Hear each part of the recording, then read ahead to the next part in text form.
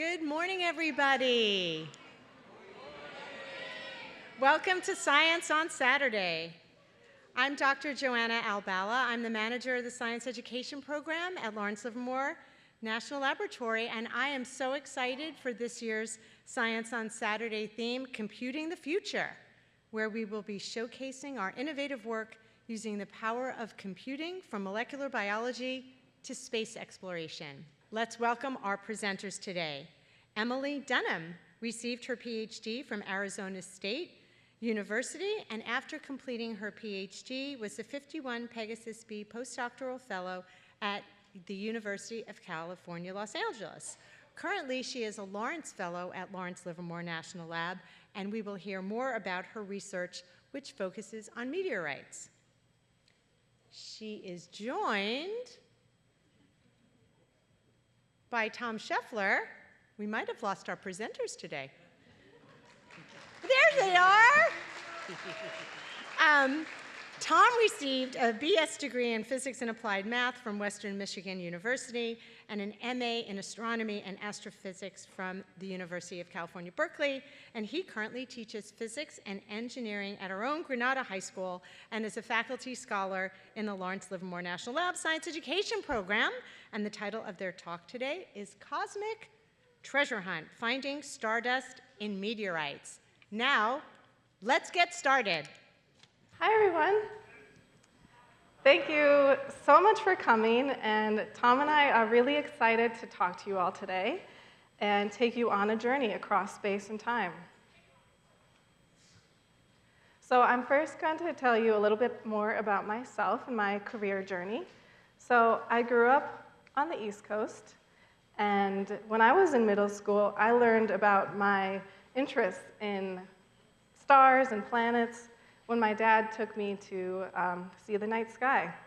And that interest led me to want to study astronomy in college. So I went to a small college in Ohio called Case Western, and this picture actually has all of the astronomy majors shown, so that shows you how small of a college it was. And during my junior year there, I took a class all about meteorites, and this changed my trajectory. I loved that instead of just taking pictures of space, you could actually hold space in your hands. And so that inspired me to go to graduate school, where I went at Arizona State. So I spent about 5 years there studying meteorites, and I thankfully still loved studying meteorites afterwards, and went to University of California, Los Angeles as a postdoctoral researcher. And this is like a short-term position before I would apply to be a professor or do another full-time job. And I also wanted to move here to live close to my spouse. I spent a little bit of time at UC Santa Cruz as well, and then 2 years ago, I became a postdoc at Lawrence Livermore National Lab. So today, I'll talk to you about my research at LLNL, and I also wanted to say that I show all these pictures of me working with people because science is really a big team effort. And I had the help of a lot of people and was just excited to be a team member in all of these occasions. So outside of work, I like to be outside a lot and go hiking and running and skiing with my family and friends and hanging out with a cat at home, of course. I also show a picture here of me going on a trip to Antarctica, which I'll talk about a little bit soon. Okay, so what are we going to learn today? The first thing we're going to learn are what are meteorites. Next, what makes elements and isotopes. And finally, how did stardust make the solar system and us? But first, I have a few questions for you all. So after I ask the question, just think about it in your head for a few seconds, maybe talk to your neighbor, and then I will continue. So what comes to mind when you think of space? Maybe stars, planets, Star Wars. Okay, next question. What kinds of scientists study space? Maybe astronomers, physicists, Neil deGrasse Tyson? Okay, and so for this last question, I am going to answer this. What is cosmochemistry? So to study space, there are a lot of professions that study space, like astrophysicists, geologists, and chemists. So in astrophysics, we study the sun, stars, solar system, mostly using telescopes. In geology, we study planets and rocks, mostly using microscopes. And in chemistry, we study elements, isotopes, and chemicals, mostly in the lab. So cosmochemistry is the study of meteorites. So I am a cosmochemist. And it's really at the intersection of all of these fields. And this is a place where I really love to be because I get to learn about all these cool different topics. Something else great is that in astrophysics, you need really big, expensive telescopes to look at space. But you can just also wait for a rock to land at your feet to learn about space. So, Superman can't stop all meteors from falling to the ground. This is a dash cam video of a fireball in Russia in 2013. And this is like a 1 in 100-year sort of size meteor. And it exploded before it impacted the ground and created some injuries for people. And I actually have a piece of this, the rock that impacted. So if you guys want to come up afterwards, you are welcome to touch it. And sometimes meteorites make really big holes. This is in Arizona, and it happened about 50,000 years ago. And a meteor about the size of a whale hit the Earth really, really fast and created this mile-wide crater. And yeah, somehow it landed right next to the visitor center.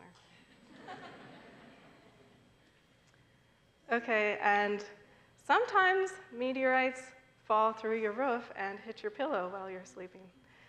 Thankfully, this is only a 1 in 100 billion sort of chance, so you don't need to worry about it, and no one in recorded history has been killed by a meteorite, so that's good. Okay, so what actually is a space rock?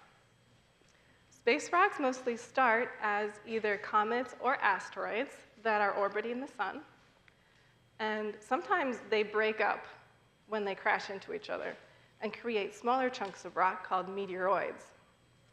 And eventually, some of these meteoroids will intersect with the Earth's orbit, and when the rock goes through the Earth's atmosphere, it's called a meteor.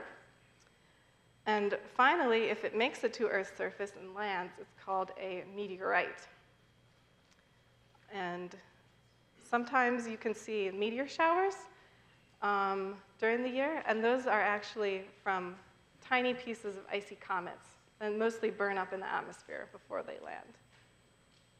Okay, so now that we know what is a space rock, how many fall to Earth every day? So I'm going to ask you all to guess in terms of number of elephants' weight. So how many people think it is 1 elephant's mass of space rocks that fall to Earth every day? You can raise your hand. Okay, how many people think it's 20 elephants worth? Okay, a few more. How about 100 elephants worth? Okay, I think most of you got it right. It's about 20 elephants worth, or 100 tons of space rock falls to Earth every day. And this might be more than you imagined. And it's mostly tiny, tiny dust particles that you could find in your gutter. Okay, so now that we know how many fall to Earth every day, what do they look like? So I got to go on this amazing trip to Antarctica with a team to search for meteorites. about 5 years ago. And we were there camping for a month, and we found 346 meteorites. And so this is kind of what a day looked like. We would ride around on snowmobiles and look at every single rock and decide if it was a meteorite or not. And this is just a clip from a European Space Agency video on YouTube if you want to go and find the whole thing. And another clip right here shows us collecting one of these meteorites. So this was a pretty big one. We pick it up with sterile tongs, put it in a bag, label it, and then tape it closed. And that's me with the tape. That was my job. It's surprisingly difficult to do tape when you have giant gloves on. Okay, so now I'm going to teach you all how to find meteorites and then give you a quiz. So this is a meteorite, and do you guys notice anything about it? Like, what is its shape, its color, texture? So meteorites are generally dark colored, and they're generally rounded, and also a little bit shiny. And this dark crust forms when the meteor goes through Earth's atmosphere and the outside melts a little bit. Here's another cool picture of a meteorite that we found. And this one looks like it has a bite taken out of it, right? So you can see the inside here with the yellow color, and this is actually rust that forms when the metal within the meteorite interacts with Earth's atmosphere. Okay, so the next slide is going to be your first quiz. Which one of these rocks is a meteorite? So how many people think that A is a meteorite? Okay, lots of you. How about B? How about C? Okay, a few for C. The answer is A. Good job. Okay, next one's a little bit harder. There's only one meteorite here. How many people think it's A? Maybe one or two. How about B? Okay, a lot of people think it's B. How about C? We have a few. Good job, the answer is B. Okay, we have one more, and it is the hardest one yet. Okay, who thinks the meteorite in this picture is A? How about B? How about C? Nice. Okay, I think most of you got this one. It's C. And I'm particularly proud of this one because this is the first meteorite that I found when we were there, even though it's so tiny. Okay, so now that we know how meteorites look and how to find them, where do they come from? So this is an artist's picture of the solar system. We have the inner planets, the outer planets, and then this asteroid belt. And meteorites mostly come from asteroids. And asteroids are kind of like the leftovers of planet formation. It's pretty much a junkyard of rocks. And there are many different kinds of asteroids, so there are many different kinds of meteorites. And I'll just show two quick examples. We have this meteorite, which is a chunk of iron, and this comes from the core of an asteroid. We can compare that to this one, which is mostly made of minerals, and it comes from a smaller asteroid that wasn't melted. So these are just two of the many varieties of meteorites we have. Okay, so meteorites mostly come from asteroids. So this is what the solar system looked like today, but it didn't look like this way forever. So we're going to go back in time now and see what the solar system looked like a long time ago. This is an artist's picture of what we call the protoplanetary disk, and it's basically a baby picture of the solar system.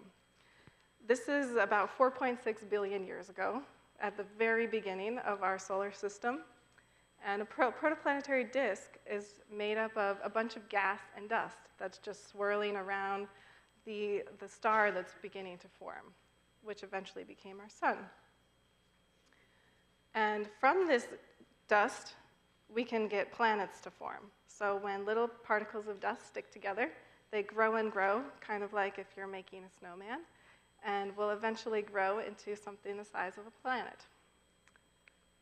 Now this is an actual picture from a telescope of a protoplanetary disk that's far away. And what's cool about this picture, and what really interested astronomers, is that there are gaps. You see the kind of ring structure in this disk? These, we think, are areas where planets are currently being formed. So as a planet is growing and growing, it's eating up all of the gas and dust within that orbit. So where did all of this gas and dust that made planets come from? So this is a picture of an exploding star. And we can see with this telescope image that an exploding star has gas and dust. So this means that stars are what made gas and dust. So, as Carl Sagan, who is a famous astronomer, said, we are made of star stuff because the gas and dust made in stars eventually formed the solar system, which made us. So to talk about the dust that made us, we can start with us and what we are made of. So we are made up of a bunch of different elements, and we actually need 25 essential elements. So I don't know if you've seen this before, but this is called the periodic table of the elements, where each square here shows all of the elements that we know about.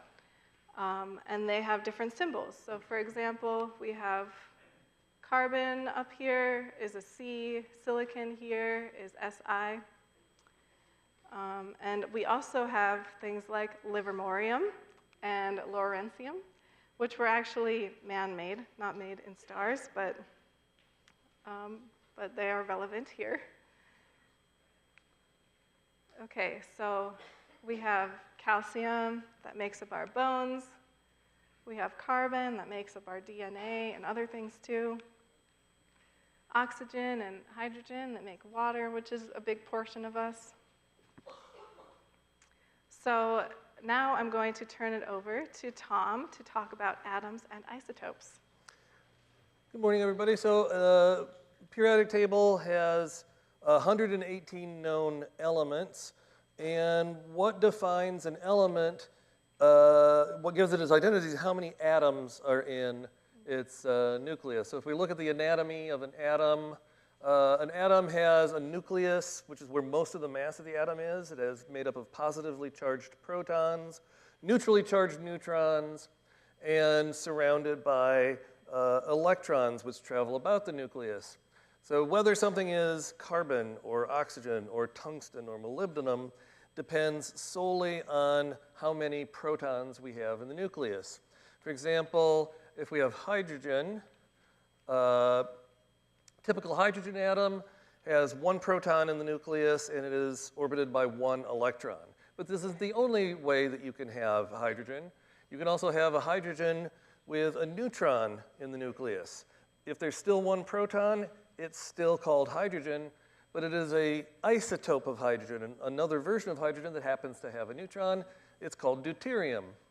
Third option is if hydrogen still is hydrogen because it has one proton, but if it has two neutrons, we still call it hydrogen, but this is another isotope that is called tritium.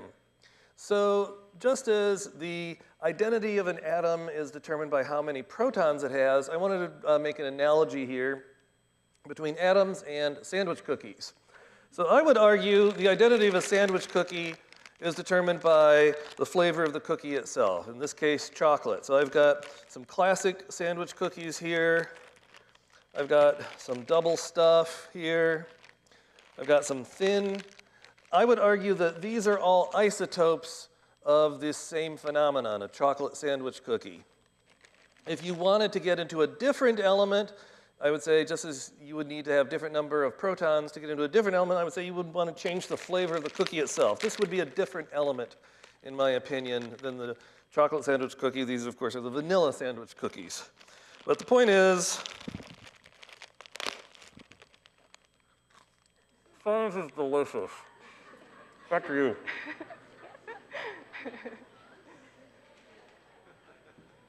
Thanks, Tom. I would argue that science is delicious only periodically. So I show this tiny, tiny periodic table up here, which, if you remember, each square represents an element. And now I'm going to put up a different table. Then this shows each square is an isotope. So you can just see how many isotopes exist. Way down here, way down here, we have really low mass stuff like hydrogen. And way at the top right, you can see really the heaviest of elements. So this element up here, oganesson, is the heaviest with 293 neutrons. And this one was actually made by humans and has a half-life of 0.6 milliseconds. So this means that it doesn't exist for very long. Okay, so we know that elements and isotopes are made in stars, but I'm going to talk about how does that work. So we're going to go back in time again, almost 14 billion years ago, when the Big Bang happened. And this is the event that created the universe. So in this picture here, the Big Bang is on this side, and we go all the way here to the present day. So the Big Bang was able to create hydrogen and helium and some trace amounts of other elements. And that's all that existed until the stars formed here, which was about 400 million years later. So this is what the periodic table looked like right after the Big Bang, only hydrogen and helium. And stars are what created the rest of the elements, except for the ones that us humans created. So how do stars actually do this? They are said to turn on when they fuse hydrogen to make helium. So basically, you can start off with 4 hydrogen atoms in the center of a baby star. And the conditions here are really crazy. So the temperatures are super, super high. It's something like 19 million degrees Fahrenheit during this time, and really high pressures.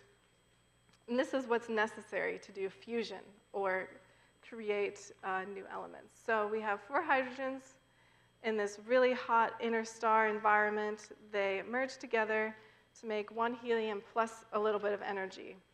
And so more energy actually comes out than is started with. And yeah, this reaction has been done in stars, obviously, and only once at Lawrence Livermore with the ignition facility, where they had to use the highest power laser in the world for fusion to happen. Okay, and this energy is really important for your stars because it's what pushes back against the gravity that's trying to collapse a star. So a star really needs this energy to keep growing and creating more elements. So now I'm going to talk about the lifetime of stars in a way to explain how they make elements. So stars begin from a nebula of gas and dust, and this nebula is itself made from gas and dust created in other stars. And a bunch of different masses of stars can be made, but I'm grouping them here into low mass or little stars and high mass or big stars.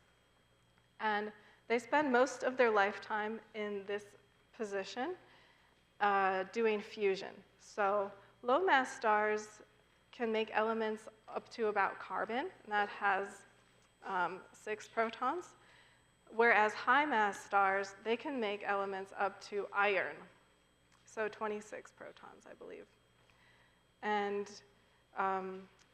one really cool thing is that low mass stars exist for way, way longer than high mass stars. So if we scale down the lifetime of a low mass star to 100 years, then the equivalent life of a high mass star would be only 1 month. So it's really crazy that even though the big stars have a ton more fuel and are hotter, they burn through that fuel much quicker. Okay, so the next stage is a red giant, and this happens when a star runs out of fuel and the fusion kind of stalls. So they puff out a lot and gravity starts to win. And after this, they keep puffing out their layers in a very dramatic fashion. So little stars turn into planetary nebulae, whereas big stars turn into a supernova explosion. And the explosion itself is what creates the rest of the elements. And I'm going to explain that process now. So it's a process called nucleosynthesis. And here we start with an atom.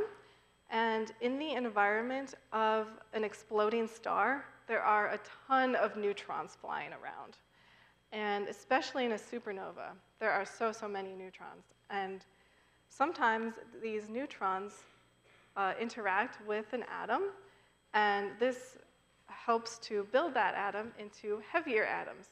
So eventually you can just create heavier and heavier atoms this way. And because a supernova has more neutrons, it is able to create the heaviest elements. So now I'm showing a different kind of a periodic table, and this one tells you how each element was created in what kind of stellar environment. So in green, we have the exploding massive stars, there's supernovae. So like aluminum is made mostly all in supernovae, gallium, the one below it. And the dying low mass stars, the yellow ones, those make most of carbon, most of strontium as an example. Yeah, so this is just a cool way to represent how all the elements are made. So now I'm going to turn it back over to Tom to do another demo about elements. Well, I think it's worth reflecting on, where do atoms come from? We are a part of the universe. We're not separate from it, and we're made of atoms. And every atom in our bodies and every atom and every item in the world has a story behind it. When you think about the Big Bang created the two lightest atoms, hydrogen, helium. The helium that is keeping the Spider-Man balloon afloat right now, these atoms were created 14 billion years ago in the event that created our universe, and these atoms have spent the last 14 billion years just waiting to entertain you by lifting Spider-Man above my head at this very moment. The water in this water bottle, water's made of H2O. That means every molecule of water has 2 hydrogen atoms in it. Again, these hydrogen atoms in this bottle were formed in the Big Bang, the explosion that created the universe 14 billion years ago. Clearly, we have more elements than just hydrogen and helium. So for elements heavier than helium, we need the cores of stars to forge these elements. So if you have, for example, carbon in this charcoal briquette, this carbon could have been formed in the core of a star living its lifetime. The calcium that's in this milk, the potassium that is in these bananas, these are atoms that could have been forged in the heart of a star. The heaviest element that can be forged in the core of a star during its lifetime is iron. Iron is number 26 on the periodic table, which means every iron atom has 26 protons.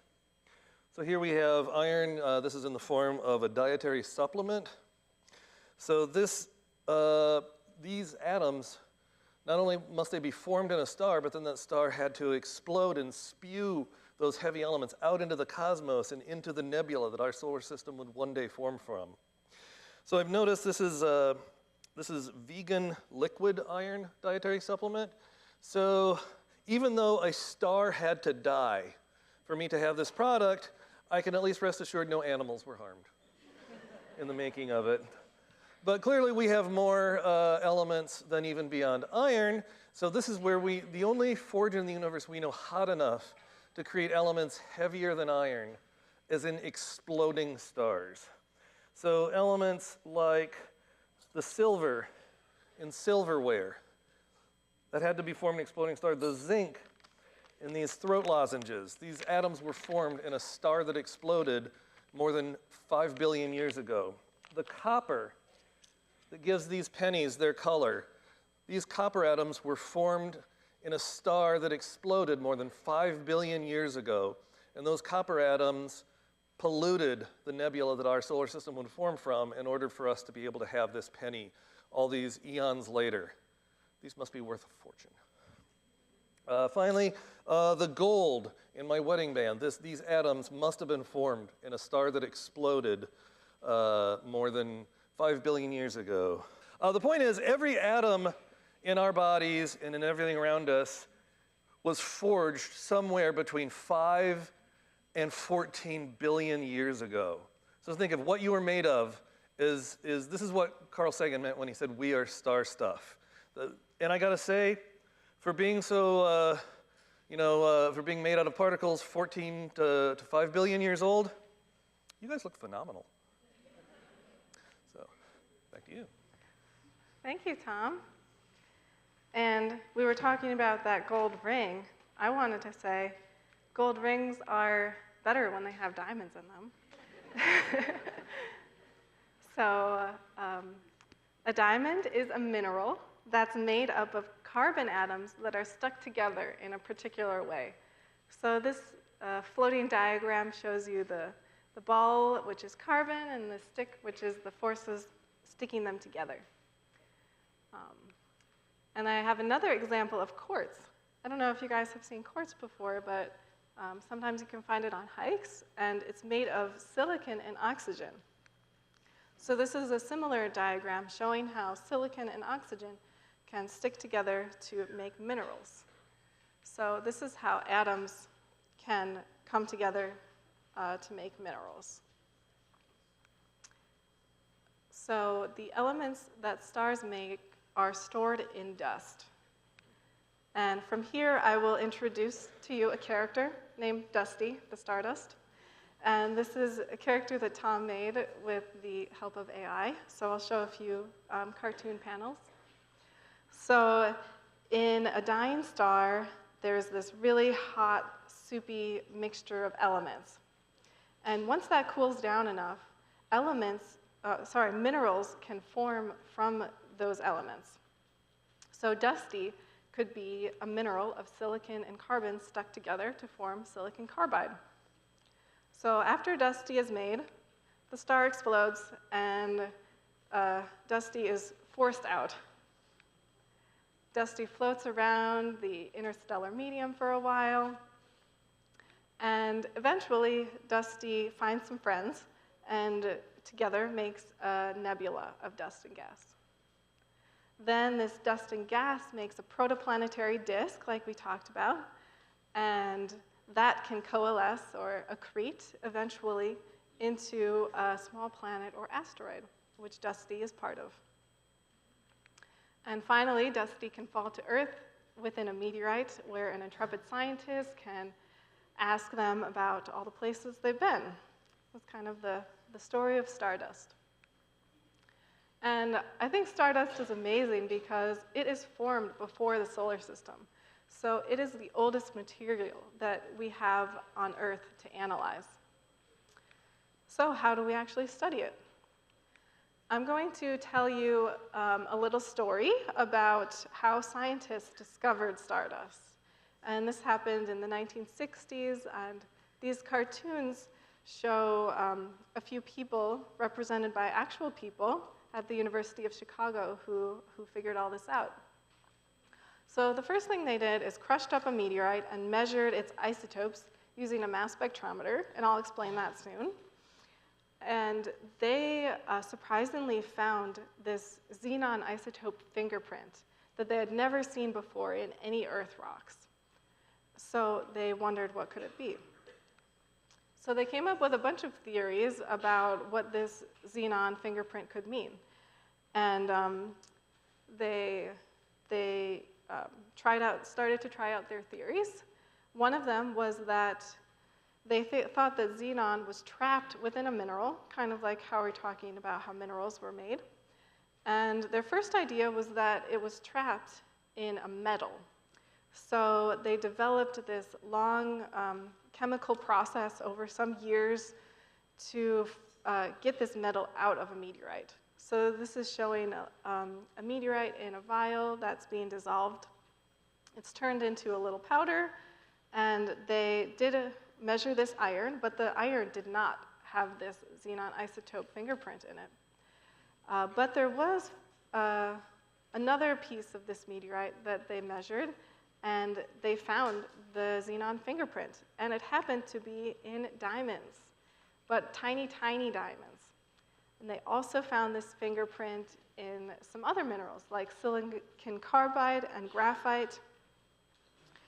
So at this point, they were like, well, we need to go talk to some astrophysicists to figure out what this means. So they talked to some people that observe stars using telescopes. And these people, since the 1980s, could see that some stars were surrounded by minerals like silicon carbide and silicates. And they also talked to some theorists who modeled what types of isotopes stars make. And the theorists said that the specific xenon fingerprint that they found was definitely made in a star. So this story shows that science can take a lot of twists and turns because we don't know the answer.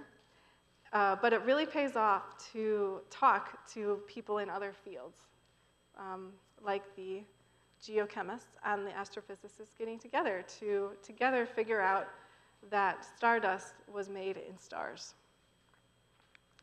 So now I'm going to get a little bit into my own story. So me and my team at Lawrence Livermore decided a few years ago that we wanted to go on our own journey of finding stardust. And we were able to use all of the findings from the people over the years since 1960. And so what tools do we use? Astronomers have telescopes, and us cosmochemists have chemistry labs, microscopes, and mass spectrometers. Those are our main tools. And yeah, so stardust is actually only a very small component within meteorites, and so it takes a lot of effort to get it out. And essentially, we take a meteorite and destroy 99% of it, and the leftover stuff is the stardust. So that's why we like to call this method burning the haystack to find the needle. And I'll go through a little description of how we actually got stardust out of the meteorite. So we started off with a meteorite that was about 1 pound, so something like the size of this meteorite. And we went through a process to turn this into dust using liquid nitrogen and freezing it, kind of like how a road freezes in the winter and then there are cracks in it.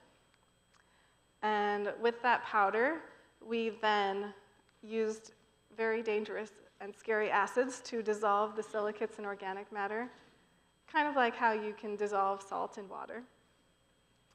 And from there, the amount of rock dust we had was much smaller, and we could separate out the mineral diamonds and silicon carbides and graphites. So this is, on your left, is the actual picture of the meteorite that we dissolved. And on your right is a picture of a stardust. And this is taken from an electron microscope because stardust is really, really small. That's the only way we can see it. To give you a better sense of scale, I'm going to show you this picture from an electron microscope, which is actually something that's familiar to you. It is a piece of hair. Now, it's kind of a little bit scary, but that's what hair can look like. But in respect to this hair, our tiny stardust is that size. So they're way, way smaller even than your hair. So we need very big microscopes to look at them. I have a few more cute pictures of stardust. So these are some examples of silicon carbide types. And you can see they're like really modeled in texture. And they're made up of crystals that all stick together. This is a picture of the nanodiamonds, and they're so small that it's very hard to take microscope pictures of them, but this is, at the bottom of the tube is the little pile of diamonds. And finally, this is a graphite one. You can notice that it's way different in shape. It's super spherical. So this shape and texture of stardust grains can help us to figure out how these minerals actually grew within the environment of a star. So now that I've found stardust grains, we want to measure their isotopes, because their isotopes tell us way more about the star that created them. And to do that, I use a mass spectrometer. So the main idea behind a mass spectrometer is that it uses a magnet to separate masses. So by analogy, I'm showing a big car and a little car. So if a little car went around the magnet, it would go kind of like that.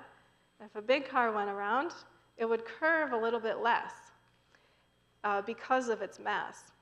And so in this way, at the end, even though they started at the same point, they are separated by their mass.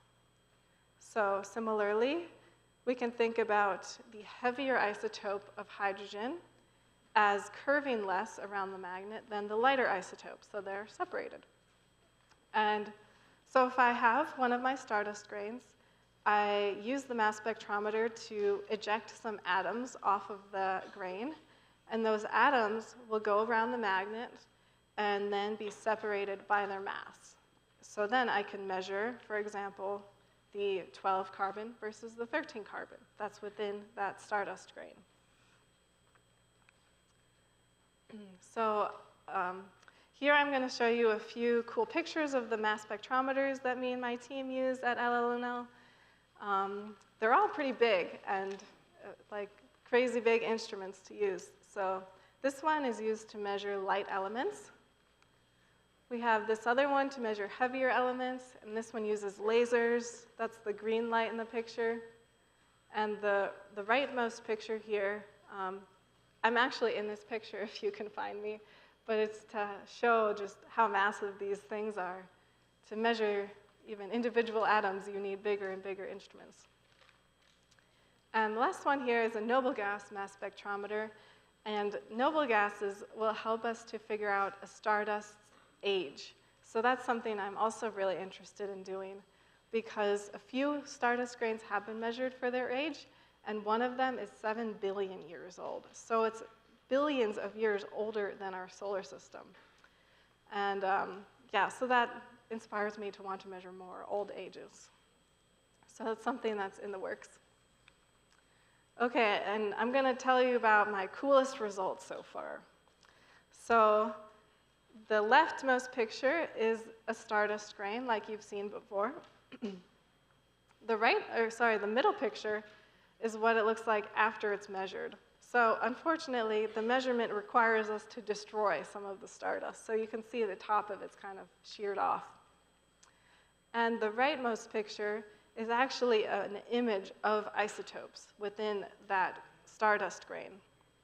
And so on Earth, the carbon 12 to 13 ratio of pretty much everything is about 90, whereas this grain has a ratio of about 6. That's what the color scale bar is. And because of that, it means it was not formed in our solar system. So that's our first way of saying that this thing was made in a star before our solar system formed. Another cool thing about this picture is that you notice those hot spots. And they have never been seen before because the mass spectrometer we used is a new version that has really good resolution. So we don't actually know what they mean. So this is science in action, and we're trying to figure it out. Yeah, and another thing is that once we get our stardust isotope data, we can then take it to astrophysicists who make theories about what kinds of isotopes are made in what kinds of stars. So then we collaborate together, work together, and try to figure out what types of stars these were made in. And most of the stars that made stardust are actually the low-mass ones. So we find that supernovae only make about 1% of the stardust grains that we have. So this is really telling us about the different kinds of stars that make the dust that make the solar system. So I'm going to do a recap here with a quiz.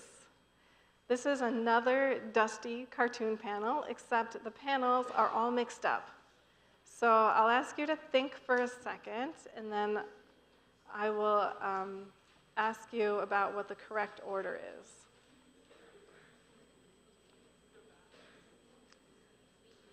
So who thinks that the first event is C? Raise your hand if you think the first event is panel C. Okay, how about D? Who thinks the first one's D? Yay, good job. Okay, how about who thinks that the second panel is B?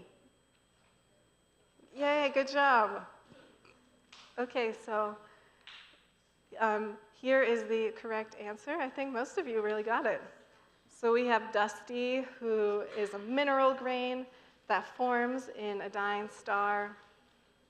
And when the star explodes, Dusty is thrown out into space, floats around for a while, and then ends up as part of an asteroid, and maybe part of a meteorite that comes to space, to Earth.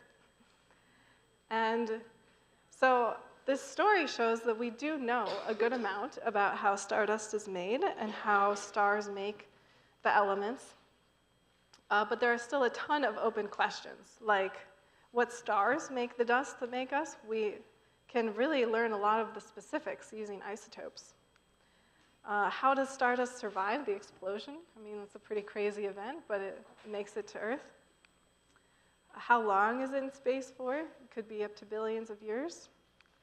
And then is stardust from different meteorites unique?